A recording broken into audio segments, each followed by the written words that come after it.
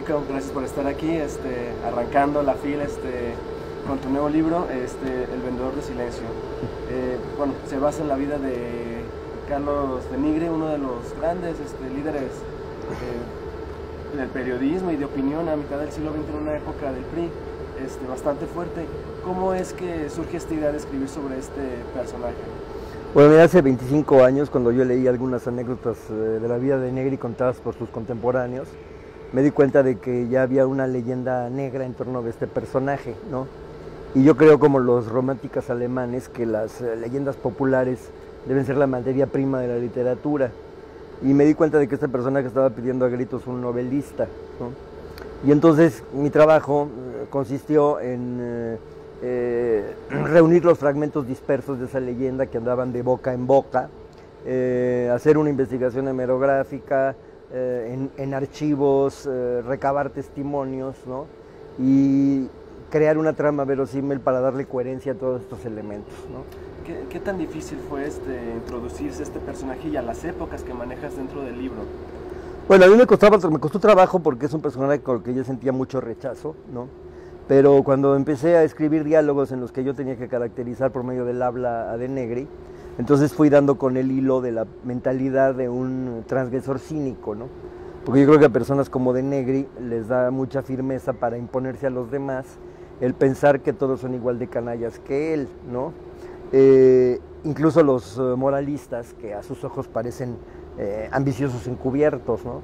Y ya cuando encontré esa línea ya me fue más fácil ir caracterizando al personaje y traté de narrar esa novela desde su conciencia, que es una conciencia en proceso de desintegración, sobre todo en los 2 últimos años de su vida, que son el tiempo presente de mi novela, en los que coincide su derrumbe profesional con su derrumbe íntimo. Esa parte del derrumbe íntimo, pues era una personalidad muy machista, ¿no? De autoridad, ¿no? Dentro del mismo y de lo que demostraba.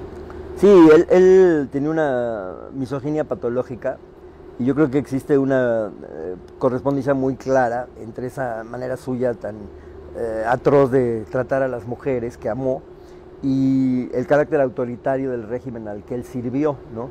Porque él gozaba de una impunidad absoluta, decía Julio Scherer que gozaba de la misma impunidad que el presidente de la República, y entonces eso le permitía maltratar a sus esposas, sabiendo que si lo denunciaban y él tenía que llegar, por ejemplo, a una delegación de policía, iba a salir en 5 minutos y aparte lo iban a escoltar de vuelta a su casa, porque era un influyentazo intocable, ¿no? Claro. Esta novela también se manejan toques de ficción, ¿no? Ya que, bueno, es difícil introducirse completamente a esta vida de Nigri. Sí, claro, en mi novela se mezclan lo verdadero y con lo verosímil, ¿no? Lo paradójico es que algunos episodios, los más extravagantes de la novela, parece que son de ficción y en realidad son verdaderos, ¿no? Los hizo realmente el personaje. ¿Aquí la ficción funciona para la realidad o viceversa?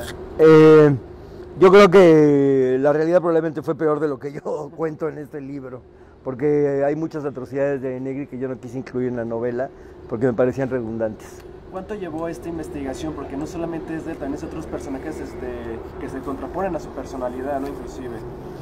Sí, porque yo quise mostrar en la novela la otra cara del periodismo mexicano, la de los luchadores sociales que trataron de abrir espacios para la libertad de expresión, como Jorge Piñó Sandoval, por ejemplo, que fue un personaje importante en la vida de Negri. Él lo llevó al periódico Excelsior y luego siguieron trayectorias divergentes, porque Piñó Sandoval fundó la revista Presente, que fue una revista muy combativa en el sexenio de Miguel Alemán. Duró menos de un año porque el régimen no permitió este órgano de oposición y le mandaron unos matones que destruyeron la imprenta y luego le cortaron el suministro de papel, ¿no?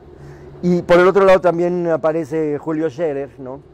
Que fue un personaje muy importante porque él le dio la puntilla a Carlos de Negri cuando llegó a la dirección de Excelsior en 1968. Aparte, algo muy interesante para mí es inclusive el título, ¿no? El vendedor del silencio. Algo muy puntual, ¿no? Bueno, es el vendedor de silencio. Perdón. Sí, el título viene de que de Negri ganaba más por lo que no publicaba que por lo que publicaba, ¿no?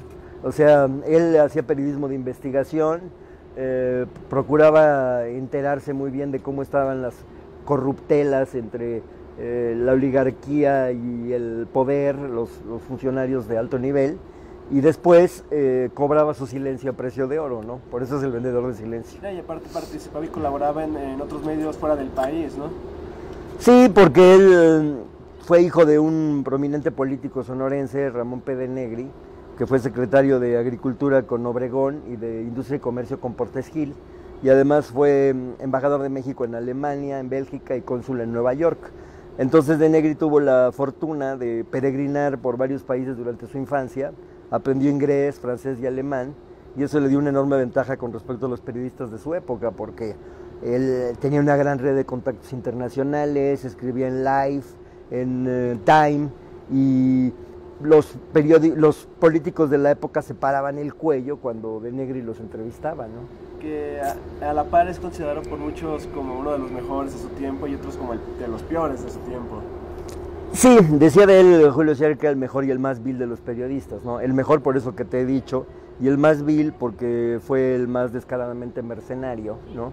Él le compraba una plana a su periódico El Excelsior, y entonces en esa plana él vendía todos los elogios y los ataques, ¿no? Y lo utilizaban la presidencia como un mensajero. Si de pronto había alguien que quería candidatearse para una alcaldía o para una gubernatura sin tener la bendición de los Pinos, entonces le daban un coscorrón en la columna de Negri, y eso significaba la tumba para las aspiraciones de cualquier político. ¿Como una cacería de brujas se podría decir? Pues era como un instrumento, ¿no?, que les permitía a ellos aquietar el gallinero, ¿no?, porque nadie se podía salir del Huacal sin recibir las órdenes del presidente, ¿no? Para bien o para mal, ¿cuál consideras que es el que pudo haber dejado de Negri como legado dentro del periodismo y los medios de comunicación?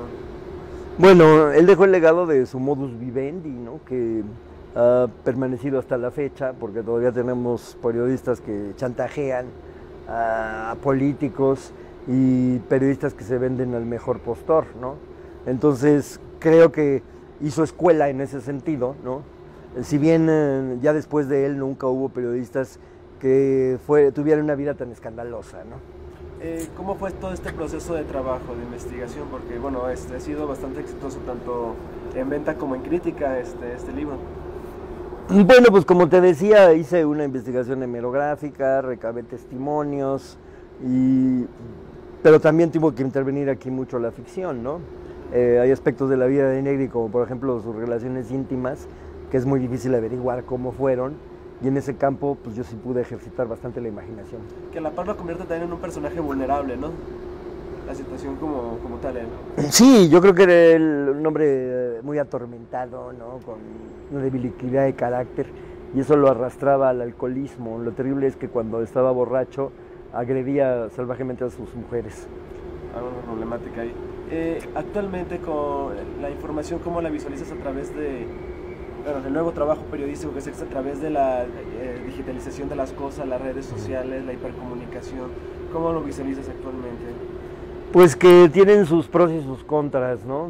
Las redes sociales a mí me parecen que desgraciadamente permiten difundir mucha propaganda racista, por ejemplo, campañas de odio, ¿no?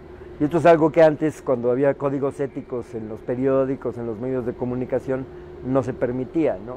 Y creo que esto es algo que ha permitido que llegue al poder gente como Donald Trump o Bolsonaro en Brasil, ¿no?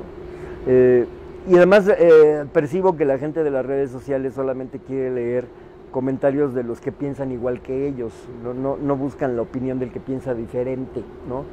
Y eso es algo también bastante negativo en función de manipulación de la opinión pública.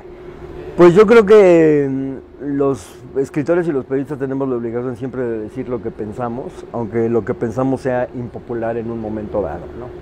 Y eso es algo que nos está tocando vivir a muchos ahora en México, ¿no?, en donde hay un presidente que goza de una enorme aceptación, ¿no?, y el formular una crítica contra él significa que te van a linchar, por ejemplo, en las redes sociales, ¿no? Pero yo creo que tenemos que decir lo que pensemos, aunque eso nos cueste perder popularidad. Y ante ello, y bueno, la tecnología que es abrumadora, inclusive, ¿cuál es el futuro o cómo visualizas el futuro para el escritor y asimismo el comunicador. Bueno, yo creo que las tecnologías no van a cambiar el hecho de la lectura, ¿no? Porque aunque en el futuro se lea más en dispositivos electrónicos que en libros de papel, ¿no? Finalmente es la misma relación entre el lector y el escritor, ¿no? Es el lenguaje hablado, que eso nunca va a desaparecer. Bueno, te agradezco mucho la entrevista y fue un placer estar contigo. Gracias a ti.